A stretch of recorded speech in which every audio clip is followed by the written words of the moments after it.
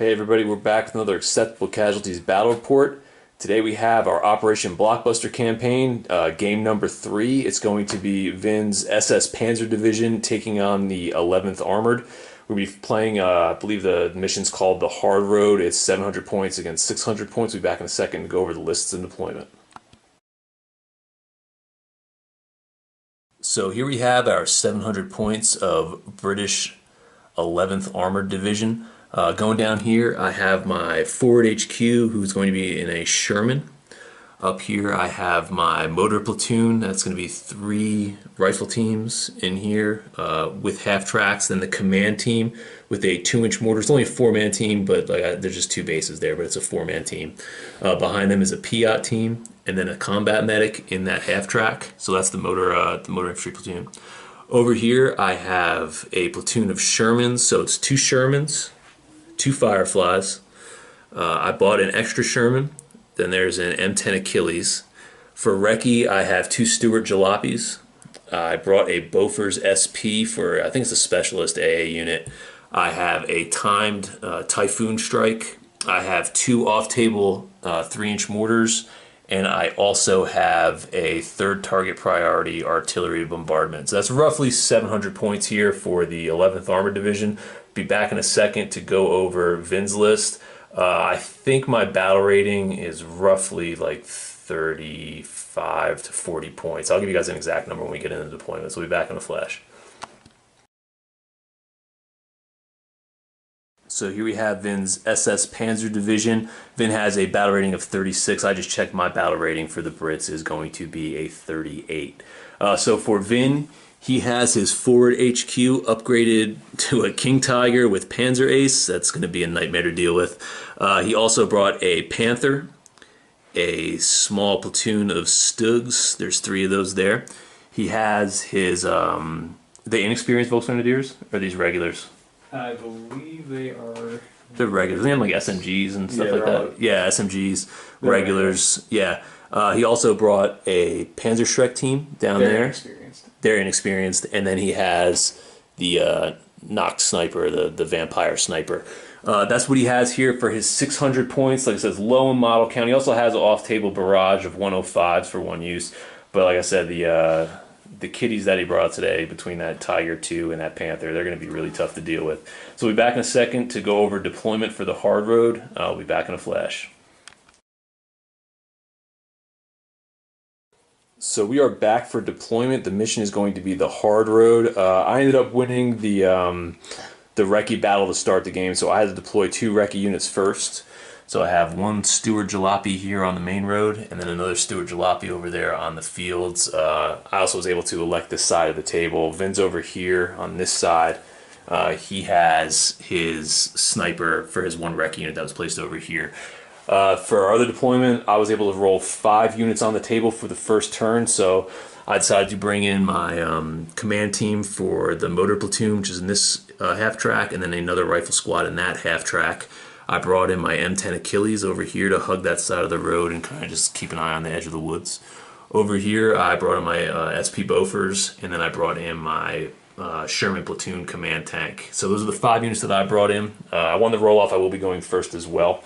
Vin's side, Vin only rolled a 2 for his units coming on the table. So he has his platoon command for his Volksgrenadiers, and then he brought in 1 of his Stugs. So that's the units that are on the table for objectives. The objectives placed are going to be Crossroads, the Heart of the Forest. Then each of the buildings has an objective under them. You have to get within 5 inches to take the objective. Remember, all these objectives are neutral. That's our campaign rule right now. So all the objectives are neutral on the table. You have to take it to then get the campaign points and then hold it. So like I said, right now all these are neutral, so you have to go actually grab them to score them. So I'm going to have the first turn. It's going to be a British 11th Armoured. I'll be back in a second for top of turn 1. Be back in a flash. So we are back for top of turn 1 for the 11th Armoured. In this turn I ended up rolling up 9 orders, and it was just a lot of positioning. So with my 2 Jalopies, I was able to push up pretty aggressively and get them along that fence line over there. The first Jalopy, I just did 2 move orders and got him to the fence. This guy over here, I just shot up this road and then I worked my way up and then got them over there. So we're holding the house objective, we're holding this objective, and we actually were able to hold that objective because the Sherman, I got a pretty good dice roll as far as getting through that fence over there in that terrain. So he's over there as well. The Bofors I pushed into the woods right here. Up over here with my M10 Achilles, I just pushed them up along the tree line over here going up the table. Then my 2 half-tracks, I pushed up the road and dismounted and then got those guys in with my extra orders to kind of push their way up against that brick wall. Something of note that I want to give you guys too when we're playing, this entire side of the table, that's all woods. Anybody who's in it will always be obscured, and then but you're able to see through it unless these obstruct your view, the regular like forest spaces, where there's like dense forest, so you can't see through them, or you can only see to the edge of them. They like can be like packed in trees, but the rest of it you're gonna be able to see through, but you'll always be obscured in the woods and have soft cover. So that's what we're looking at right here for top of turn 1 for the British 11th. We'll be back in a second for bottom of turn 1 for the Germans. So we are back for the Germans. Bottom of turn number 1. They ended up getting 7 orders, but he only had 3 units on the table, so he can only do a little bit. So with his sniper over here, he tried to fire and pin down this rifle team here, and then the command team here, but he missed both shots. Biffed? Is that he what biffed. Well, he biffed, missed. Same thing. He bissed. The platoon command team that was there, Vin decided to move them over here into the woods. With his Stug, he moved up to a better position into the woods along that dense forest right there, and he was able to fire an HE round out, and he's pinned one of the Stuart Jalopies over here, so they're pinned. That's all that happened here for the bottom of turn number 1. We'll be back in a second for top of turn number 2 for the 11th Armored. So we are back for top of turn 2 for the 11th Armored. Just a lot of aggressive pushing this turn. So I ended up getting 3 units in from reserves. I ended up getting 10 orders. So what I ended up doing, I pulled everybody in reserve up the table. So I had my Sherman here. I was able to move up 9 inches because this is considered moving through the woods for this game. So I was able to get 9 out of the potential 16. Over here, I've just pushed up my Firefly to this point down here in the middle of the road to kind of cover that area. And then I brought in another half-track filled with a rifle team and pushed them up to this point here, kind of bubble wrap them and get them ready for next turn. For the rest of my orders, I pushed up my Sherman to that point over there. The rifle team that was along the stone wall here pushed into the house. The medic who was down here, I pushed him up as well to that fence right there. I attempted to do that off-table 3-inch mortar team, but I ended up failing my comms test over here, and that kind of burned up all my orders. I did take 2 shots with my Bofors that are down here in the woods, fired all the way across the table downrange. I tried to pin the Stug over here. I needed 6s, but nothing fell. I got like a 1 and a 5. So that's what happened here for top of turn 2 for the Brits. Got a pretty good grasp of the table right now, but like I said, there's still a King Tiger and a Panther getting ready to come on, so things are probably going to change a little bit. So we'll be back in a flash, bottom of turn 2 for the Germans. So we are back for turn 2 for the Germans. In this turn, Vin ended up getting 3 reserves on. He ended up getting 10 orders, so everybody was able to get active here. He brought in the Stug over there in the fields and fired a shot down here at the Sherman. I think he attempted to pin, right? Or did you try to attempt to pin, but it didn't work out. Over here, the sniper over here tried to fire a couple of shots down into these guys over here. That didn't work out either. Then Vin moved up this rifle team that was previously in the woods. He pushed them up to along the backside of that lake over there. And then this rifle team and this Stug who came in from reserves over here just pushed up to support the Stug here, who fired 2 shots. Fired 1 AP round over there, but ended up missing, and then he failed an HE shot over there at that Sherman to pin. So this is what we're looking at now for the bottom of turn 2. Everybody's starting to get some stuff on right now, but like I said, there's still that King Tiger and that Panther waiting to come on. So we'll be back in a flash, see what happens. Top of turn 3 for the 11th Armored. So we are back for the top of turn 3 for the Brits. For this turn, I only getting 1 for reserves, and I had 9 orders. So for my reserves, I ended up bringing this half-track up the road over here and just kind of held still with them. It was a lot of maneuvering here. I pushed up the Sherman. I had some pretty bad dice. He only moved 7 inches through the woods. This half-track that was previously over there, I pushed him up to this point, disembarked that rifle team over here. This M10 I ended up putting in ambush. The Firefly pushed up the road. I fired one shot down here into the Stug, but I ended up missing it terribly. I think I rolled like a 1. Up over here, I pushed the jalopy that was along that fence line over there up to here. Try to pin Vin's sniper in the woods. I ended up getting the shot off to get him pinned, but Vin ended up rolling, I think he rolled a 6 for his cover save in those woods, so it worked out pretty well for him. For the Sherman back here, I fired an HE round down there, failed to pin, and then down here I tried to shoot at the Stug, but I failed to observe him. I also tried to drop a mortar bombardment down here, but once again I failed my comms test. So just like I said, a lot of positioning this turn, not a lot of action, but you know, I think that's going to start opening up in the next turn or two. So we'll be back in a flash for bottom of turn 3 for the Germans. We are back for the bottom of turn 3, and the party has officially started. Vin got, I think, 4 reserves in this turn, and he ended up rolling, I think, 9 or 10 orders. So it was enough to pull on the Tiger and the Panther, who fired down with this command Stug. They all fired a bunch of shots down here at the Firefly, but they couldn't take them off the table. The big thing for Vin this turn was he called in. He had a timed 105 mortar barrage on this tree. So I had all this marked here. He ended up getting 2 pins, one on the vehicle and another one on my M10 that was an ambush. So that was kind of big for Vin right there.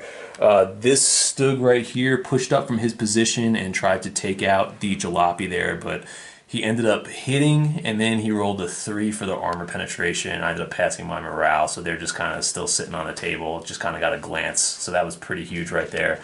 And then that Stug moved up, fired another shot down here, but I think he missed on his shot.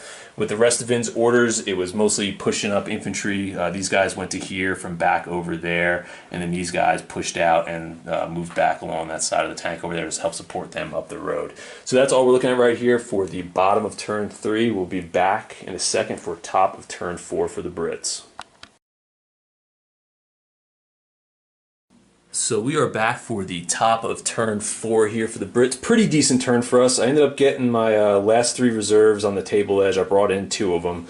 I pushed up my forward HQ Sherman up to that fence line there, and then this other Firefly pushed up to over here. So I have 1 Sherman sitting down there kind of just waiting to do his thing. For the rest of my turn, move this Sherman up. He just plodding along. I rolled boxcar, so he only ended up moving 4 inches for his push through the woods. Over here, I moved up the rifle platoon that was over there to this point. I failed to observe the target over here. My Firefly, I tried to drive over that side of the wall. I rolled a 6, so I only was able to move 2 inches, which got me stuck on the wall there. I fired a shot down at the Panther and ended up missing over there. With my platoon HQ, those off-table 3-inch mortars, I spotted here. They ended up scattering to over here. And I had some really good dice. I was able to pin Vin's sniper. He rolled a 1, took a wound. Then he took a motivation for taking a wound. He ended up breaking off the table because he rolled, like, I think, a 1 on his motivation as well. The Stug down here was pinned, and then I got 1 direct hit as well. I ended up rolling box cards on the damage, so I was able to actually blow up the Stug with a strength 2 gun, which was pretty awesome. So I was able to take out the Stug with that 3-inch mortar. Up over here with the Sherman, he was there. I decided to push him up and get him some cover from this house away from the King Tiger and Panther over there. I fired 1 AP round down into Vin's Stug, but I failed to do anything there. With the rifle team that's in the house right here, I was actually able to fire down, pin, and then I was able to suppress and then kill that unit outright with rifle and machine gun fire. So I took another unit out with that. So overall, it was pretty good as far as that stuff goes, but I got a lot of units kind of hanging out in the wind right now, and Vin still has a couple tanks available, and then, like I said, you still got the King Tiger and the Panther, and there's really nothing that's going to stop them from rolling up the road. So we'll be back in a second for bottom of turn 4 for the Germans. So we are back for bottom of turn 4, and the German armor is pushing up the table. So mostly it was some infantry pushing up along the back end, failing to suppress the guys in the house over there. The Stug pushed up, failed to punch an AP round through that Sherman. The Panther moved up, and he just smoked that Firefly. There was no reprieve from that. The King Tiger also moved up the road, and Vin was able to observe, but failed to hit the M10 there, which was huge. I think he had like 10 orders this turn. Yeah. Yeah, and any reserve. Vin had everybody on the back table edge. It was pretty much just push everybody forward here. These guys, this MG team that was previously back here, Vin pushed up over there, obviously to make a push on that objective next turn. These guys who had a low ammo counter played on them at the beginning of the game for the recce, they only had one shot. Vin moved them over here, but they failed to observe, so they still have their one shot left, and they're just kind of waiting right there. Vin pushed up his Panzer Shrek team into the woods over here out of reserve, and then there's another rifle team that's back over there that was pushed up out of reserve. That's all that pretty much happened here. Like I said, the Firefly got popped, and now I got those two big cats moving up on the table. So I'll see what I'm going to do about that. So we'll be back in a second for top of turn 5 for the Brits. So we are back for the top of turn 5. Words cannot describe what just happened here. So I ended up, I had all my reserves on the back already, so I didn't have to roll reserves for my orders. I didn't even get a chance to roll orders. It was just my plane came in, my timed Typhoon barrage. So I set it up for over here, and then with the scatter for the plane coming in, I ended up only scattering out a couple inches to over here, which was huge. It was close enough for me to get, there was a rifle team over here, and then both of those tanks I rolled with, I had 4 medium bombs, I rolled 3 6s and a 1. Which was just nuts. The medium bombs, a strength 12. It was the rolls that I had for damage rolls. I think I rolled like an 8, so enough to take the Panther out, and then I rolled like an 8 or a 9 to take out the King Tiger. So both of those got blown up by medium bombs, and then back over here with the HE damage, I think I had like 7 or 8 wounds out of the 9 2-up dice that you get for a medium bomb against the infantry, and then Vin, I don't think was maybe able to make maybe 1 or 2 saves from soft cover, so they pretty much got wiped out here. After this happened, Vin just gave the gentleman's handshake and conceded as the Germans are going to break off the back of the board and cut their losses. Pretty huge roll right there for the Typhoon. We'll be back in a second to go over end of game recap and kind of just go over how this one played out. So we are back for the end of game recap. Oh man, I don't even know how to describe this. This went from like getting really worried to stealing an early victory pretty quickly. So I'll go over my battle plan first, then we'll go over Vin's, and then kind of just talk about how the thing played out. So I knew I out-recce'd Vin in the beginning because I had those 2 Stuart jalopies lined up on the road and then over there. And then so I knew I was going to be able to get a leg up on going first with the roll-off, so I decided to deploy pretty aggressively and push up a lot of my tanks in half tracks and try to move up early in the game because I knew reserves weren't going to come in until turn 2 and really get a strong foothold on this little corner here with the stone, and then possibly get into that house up there and just try to control the middle of the table. The thought process behind that was I thought if I was going to be able to hold the middle of the table, I would be able to get into a shootout and keep Vin kind of on this back third over here. And then, because I knew I had that Typhoon airstrike coming in, so I wanted to play aggressive and really pin Vin back to get the most out of that airstrike, which obviously panned out extremely well. Looking back at how things played, things went pretty good. I think with the jalopies, I liked them a lot. Yeah, the one got pinned over there. Offensively, they don't have a lot of firepower, but they're pretty good as far as taking out like light infantry. But if the game would have went on a little bit further, I probably would have pulled those guys back a little bit because they don't have enough firepower to really deal with any kind of tanks or anything like that. They're really more built, I think, for like I said, taking out infantry and light vehicles. And then Vin's list didn't have any of that, so I think they would have been a liability getting into the middle of the game. What I was really getting worried about was not having enough of firepower because I only had the 2 Fireflies, which one got blown up. The M10 Achilles down here, he was pinned, and like I said, with those 2 big cats rolling down the middle of the table, I was running out of answers for them. It was really going to come down to either one Firefly that was here to kind of pop some shots, or that Bofors I had tucked in the woods, and just hopefully I got some 6s to pin. But like I said, it didn't come down to that, so it was kind of lucky.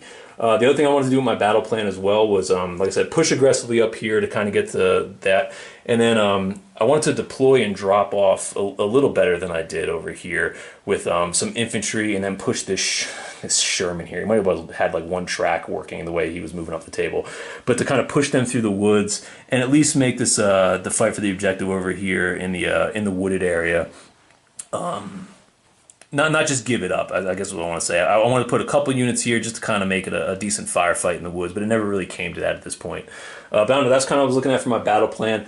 It worked out really well. It really did. Pushing up the table, grabbing that middle section right there, and then setting myself up to get that Typhoon airstrike in at turn 5. The way it worked out was it was pretty huge. But I don't know, Vin, what were you thinking as far as your attack plan for this meeting engagement? My attack plan was going perfect.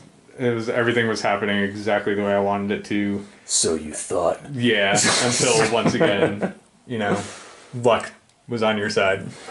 But so pretty much that was working out perfect. The whole goal was literally just have the Stug holding you up there while I was going to run the 2 cats to about here and then go under.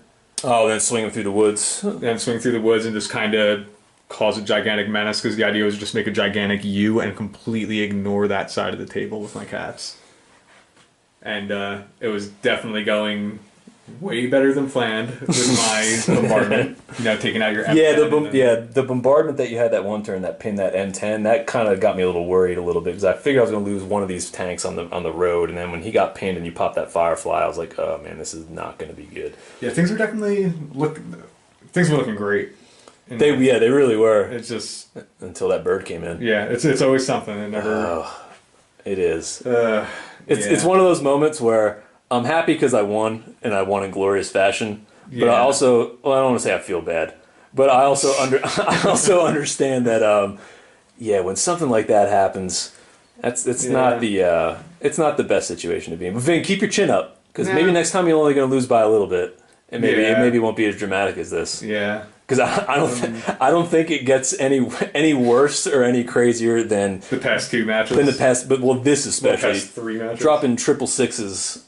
Yeah. On a Typhoon bombardment with that's the a weighted perfect dice scatter. It is. It's I'm a lucky guy.